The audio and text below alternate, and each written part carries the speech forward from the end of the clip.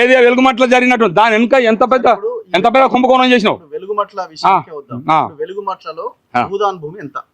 62 ఎకరాల 7 గుంటలు. కాదు 31 ఎకరాలు అంటున్నారు. తప్పది. అరే బాబు పిల్లగాడే పసి పిల్లగాడేవాడు, వాడు పసి పిల్లగాడు బాగా చెప్తా చూడు. వాడు సెలెక్ట్ అయ్యిండు, ఫస్ట్ ఐఏఎస్ అయ్యిండు. ఐఏఎస్ అయినప్పుడు కేసీఆర్ ఏం చేసినట్టే ఒక స్టేట్మెంట్ ఇచ్చాడు. ఆ పిల్లగాడిని తల్లిదండ్రులు మా ఇంటికి రమ్మని భోజనానికి అని. ఏది ఇప్పుడున్న పిల్ల అని కదా మీరు చూడండి, బిడిగోళ్ళని ఉంటుంది చూడండి. కేసీఆర్ ఇంట్లోకి పిలిచిండు, వాళ్ళని పిలిచి అన్నం పెట్టిండు. వాడు కేసీఆర్ కు బహుమానంగా ఇచ్చిండు. ఏది కాసిం రజ్వీ చేసిన పని. కాసిం రజ్వీ ఎట్లయితే ఊర్ల మీద వాడి లూటీ చేసిండో, వెలుగుమట్ల అనే వినోబ గ్రామం మీద ఈ పిల్లగాడు ఎవడైతే ఆ జిల్లా అధికారి ఉన్నాడో వాడు చేసిండు తప్ప పైన దానికన్నా పైన నేను మాట్లాడా. దాని వెనుక ఉన్నది కేసీఆర్, ఇప్పుడు అధికారంలో కాంగ్రెస్ ఎవరైనా అంటే వీళ్ళకి తెలవాలి కదా, సోయి ఉండాలి కదా, వీళ్ళకు ఏం చేయాలి, సోయి ఉండాలి. నేనంట ఇదే చంద్రబాబు నాయుడు 2004లో ఉన్నాడు. మరి 2004 ఉన్నప్పుడు ఇక్కడ రంగారెడ్డి జిల్లాలో ఇబ్రాహంపేటలో ఒక భూమి ఇష్యూ వచ్చింది, పేపర్లో వచ్చింది. అక్కడ స్థానిక తెలుగుదేశం ఎమ్మెల్యే ఇట్లా భూదాన భూమిలో పోయిందని వచ్చింది. ఎమ్మడే తెల్లారి చంద్రబాబు నాయుడు భూదాన ట్రస్ట్ భూమిలోకి పోవాలి, మీరు ఏమైనా చేసుకోవాలి. ఇప్పుడు ఈ 3 సర్వే నెంబర్లలో 62 ఎకరాల 7 గుంటల భూమి భూదాన యజ్ఞ బోర్డు చైర్మన్ ఇక్కడ చాలా క్లియర్ గా మీడియా ముఖంగా చెప్తున్నాడు. ఈ 62 ఎకరాల 7 గుంటల్లో మా దగ్గర ఉన్న దాని ప్రకారం ఈ పట్టాలు పహానీలన్నీ పట్టాలు తయారైనాయి భూభారతిలో. తెలియని కందుకూరులా నాగవరంలో భూదాన భూమి కదా చేసుకున్నది.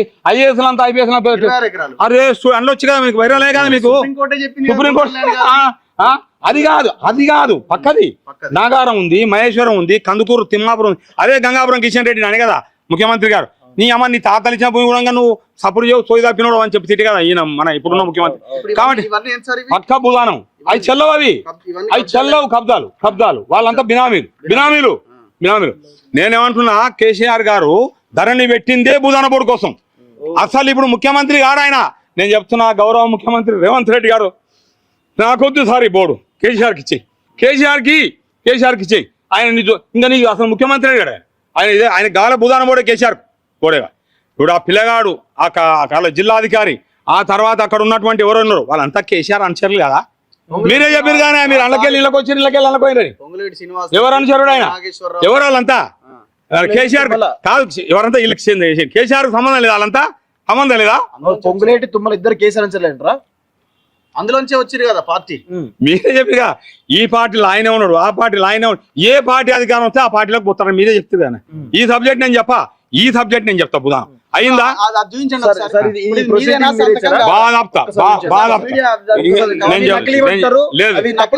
నేనంట ఒక మాట ఆడతా మీకు సీననా లేదు, ఈ సీననా లేదు, ఈ సీననా వాళ్ళకి తెలియదు కదా. భూదానం పెద్ద పాలసీ ఇచ్చిన చదవలే, భూదానం వల్ల పెద్ద పాలసీ ఇచ్చే చదవలేదు. నేను చెప్తున్నా అరే బాబు ఆ కళ అదే ఆ పిల్లవాడు జిల్లా అధికారి, మీ అమ్మ నాయన ఉంటారో చెప్పరా, నీ దండం పెడతా, నేను పోయి వాళ్ళని కలుస్తా.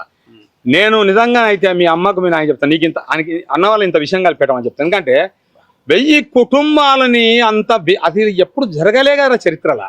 నువ్వు ఎట్లా తప్పుడు సమాచారం ఇచ్చినావు అక్కడ ఉన్న ప్రభుత్వానికి.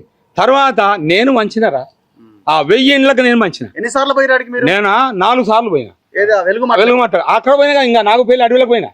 నాగుపల్లి అడవిలో 400 ఎకరాలు మంచి వచ్చింది. ఇది అంటే అది మంచి, దాంతోనే ఇది వచ్చింది. అక్కడ మంచి వచ్చింది కానీ వీళ్ళంతా నాకు పరిచయం అయ్యారు, అప్పుడు పరిచయం లేరు వీళ్ళు. కాబట్టి ఇది నేనే వంచిన 62 ఎకరాలు ఇది భూదానం కాదని మీరు రుజువు చేస్తే సుప్రీంకోర్టులో నేను గాంధీ విగ్రహం కాడ ఊగేసుకున్నా. ఎవరు అవసరం లేదు నాకు, ఇంకా అవసరం కూడా గుమ్మం దగ్గర అవసరం అయితే వెలుగుమాటనే. అరే ఇది జీర్ణించుకుంటలేరు, ప్రభుత్వం మారంగానే అసలు జీర్ణించుకుంటలేరు. అంటే ఇప్పుడు నేను ఒక మాట అడుగుతాను, ఎవరిని ఆ జిల్లా ఈ సిసిలే కానీ వాళ్ళు కానీ. ఇప్పుడు ఆ భూమి 62 ఎకరాలు భూదానం కాదంట. ఆ భూమి ఆల్రెడీ కేసీఆర్ వాళ్ళ తాతదే అనుకుందాం. తర్వాత ఆ సర్టిఫికెట్లన్నీ దొంగయ్య అనుకుందాం. ఇవన్నీ ఒప్పుకుంటున్నా. ఆడ ఉన్న వ్యక్తులు ఎవరు? ఆడ ఉన్న వ్యక్తులు పేదోళ్ళ ధనవంతుల? పేదోళ్ళు అన్నప్పుడు నువ్వు విచారణ చేయాలి కదా, వాళ్ళు అరువులా కదా విచారణ చేయాలి కదా. ఇంకోటి, నువ్వు ఈ దొంగ అయితే 10 సంవత్సరాల నుంచి హైకోర్టులో వాళ్ళు కేసులు వేసి ఆర్డర్ తీసుకుంటుంటే అందులోకి రావద్దు రెవెన్యూలని.